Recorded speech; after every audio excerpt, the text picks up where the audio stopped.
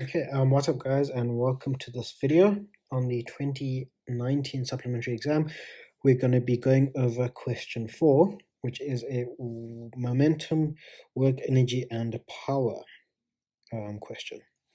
Okay, so let's get straight into the question.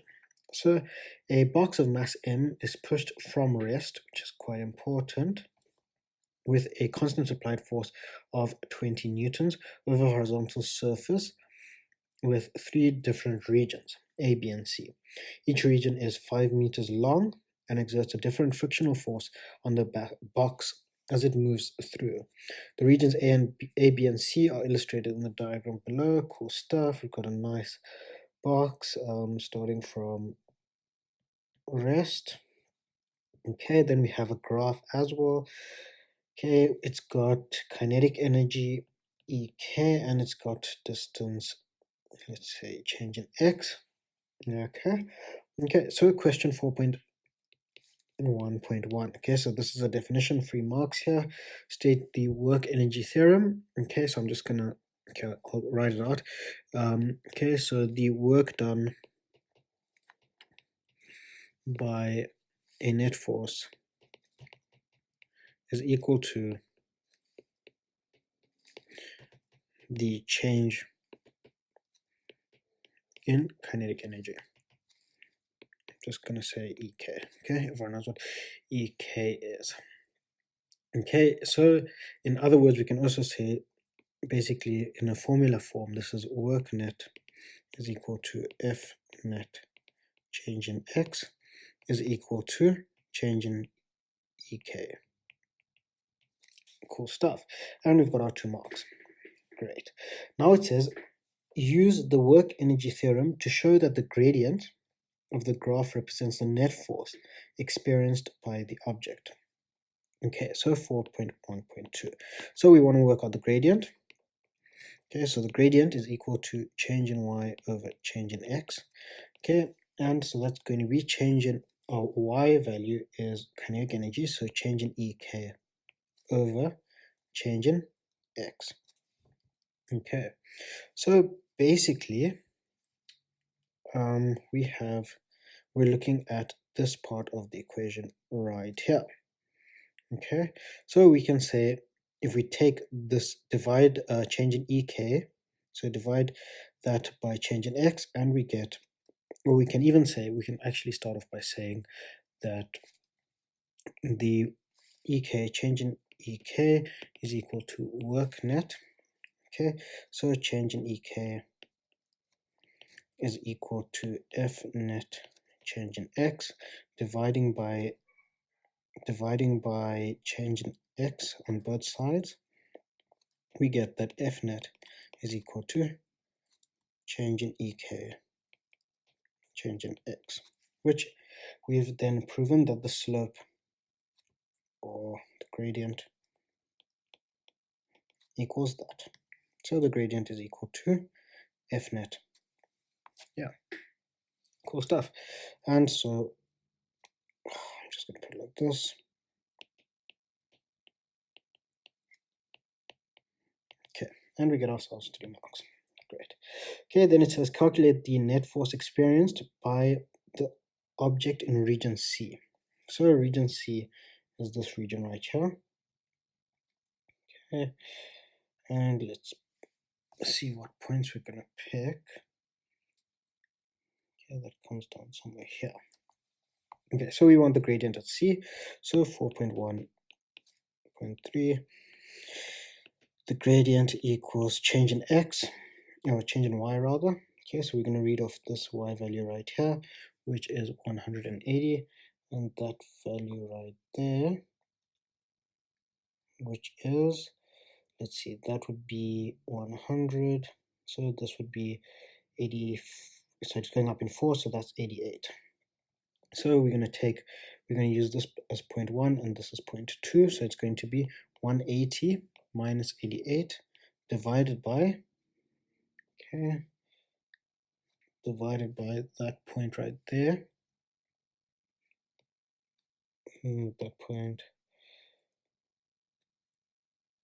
right there, which is about 15, minus That value right there is the middle, which is 10. Okay, and so we get our gradient is equal to 18,4, and the units of newtons, because it is the net force. So the net force in C is equal to 18.4, and we get ourselves 4 marks. Okay, then it says, hence determine the magnitude of the frictional force experienced by the block over that region. Okay, so 4.1.4. So we can say that we're taking the sum of the forces that way is equal to mass times acceleration in that direction, but we know that it's traveling, or it has a constant force being applied, so we know that it's also not accelerating. Yeah, so it's not accelerating, so we can say that's equal to 0. So we can say that F net equals F applied minus force friction. Okay, getting force friction as our subject, we get force friction equals F applied minus F net. Okay, we know the force applied is 20 newtons minus 18.4, so the force friction is equal to 1.6 units of newtons. Okay, cool stuff. Okay, let's just give myself a little bit of space.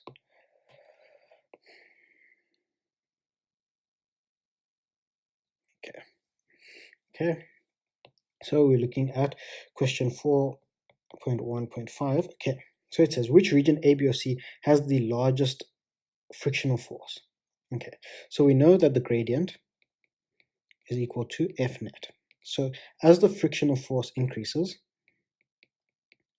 our gradient goes down. So we're looking for the place with the largest frictional force. So we're looking for the region with the smallest gradient. Okay, and that is this region right here. So that would be region B. So it's B, and justify your answer. Okay, I've done that because the gradient represents the net force and the gradient is the lowest in region B. Okay, and then it says, so 1.6 as well. Okay, that's done as well. Okay, so next we have 4.1.7. Assuming that the box starts from rest and accelerates at 1 meters per second while moving over region A, calculate the mass of the box. Okay, so what are we going to do? Okay, so so what information do we know? We know that it starts from rest. We know the acceleration. Yeah, so what we can do is we can start off by using some UVATs. Okay, so let's get into UVATs. UVATs. Okay, so our U is our initial, and we know it's at rest, so 0 meters per second. Our final is unknown, so we don't know that. Our acceleration is 1 meter per second squared. Time is unknown, but we also know that this distance from A is 5 meters. So S is equal to 5 meters. Okay, then we can use the formula V squared equals U squared plus 2AS. Okay, U is equal to 0, 2 times acceleration of 1 times 5. And so we get our final answer, V is equal to the square root of 10, or V squared equals 10. Okay, then now that we know the final velocity, okay, so now that we know the final velocity, we can use the change in EK.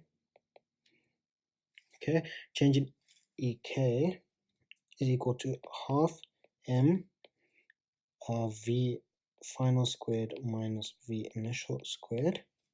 Okay, and we know that the change in EK in this region is going to also be equal to the change in EK here, reading off the value, is 60, because it starts at 0. So 60 minus 0 is 60, so is equal to 60. Okay, so we know, hopefully we know We know this is equal to 0. We know this is equal to 10. So we can solve for the mass. The only unknown is the mass. So substituting values, we get mass is equal to 12 kilograms. Okay. Okay, now question 4.2. A car engine dissipates a power of 60,000 watts while the car is traveling at a constant velocity of 60 kilometers per hour.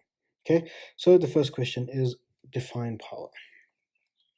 4.2.1. Okay, again, power, the definition is 3 marks here.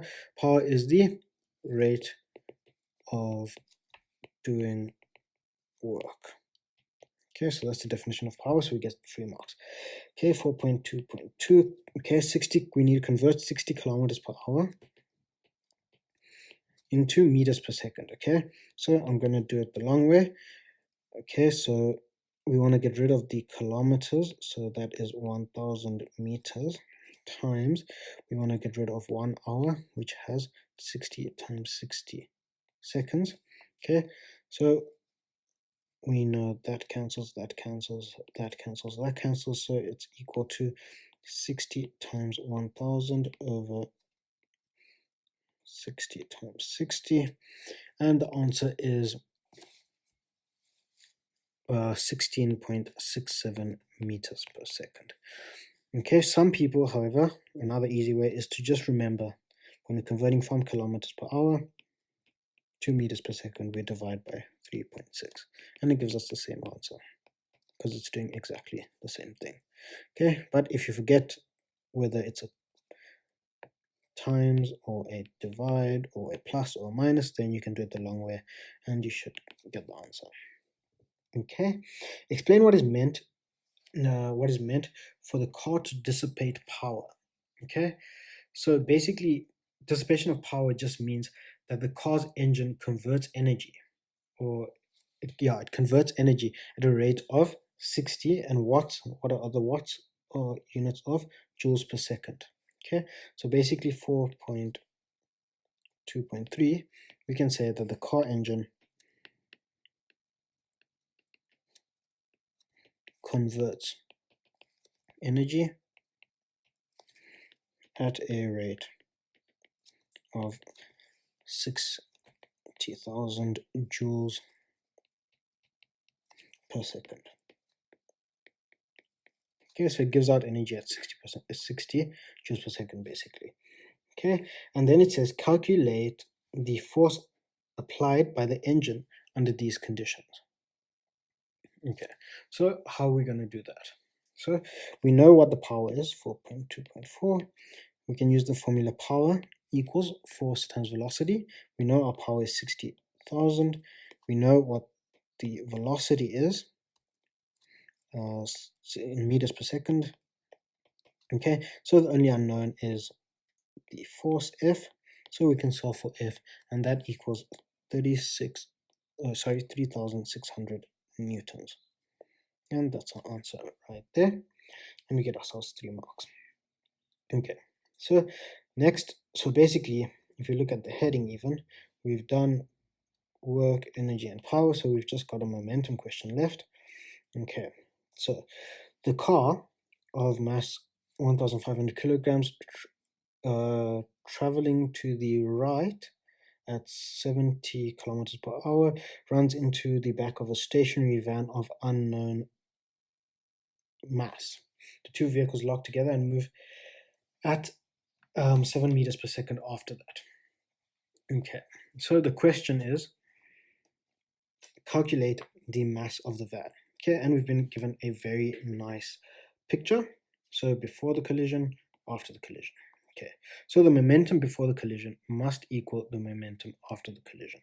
Okay, so we can say that momentum of the car times the velocity of the car initial plus mass of the van, velocity of the van initial is equal to the mass of the car and the van times the velocity final. Okay, what do we know? We know the velocity final is equal to 7 meters per second. we know the mass of the car, is equal to 1,500. We know the velocity of the car initial. Okay, so what I'm going to do here is I'm going to do it here. This is in kilometers per hour, so we divide by 3.6 and we get a value of 19.44 meters per second. So that's the velocity of the car initial. Okay, the velocity of the velocity of the van is given here as 0 meters per second, so this whole thing goes to 0. So what we're left with is this 1,500 times 19.44 is equal to the mass of the car plus the mass of the van times 7. Okay, there's only one unknown in this equation, so we can solve for the mass of the van, and it comes out being equal to 2,000, oh my word, sorry about that, comes out as being 2,666.67 kilograms. And that is the final answer. Okay, so how do you do that? You divide by 7 and then minus 1,500. Then you're just left with the mass of the van. Okay, and there we get our last 4 marks. Cool stuff. So I'm pretty happy with that. Not too hard of a question, a little bit of thinking, but yeah. So that's that. And in the next question, or in the next video, we will do fields. Cool. Again, thanks for watching, guys. Hope you found it useful.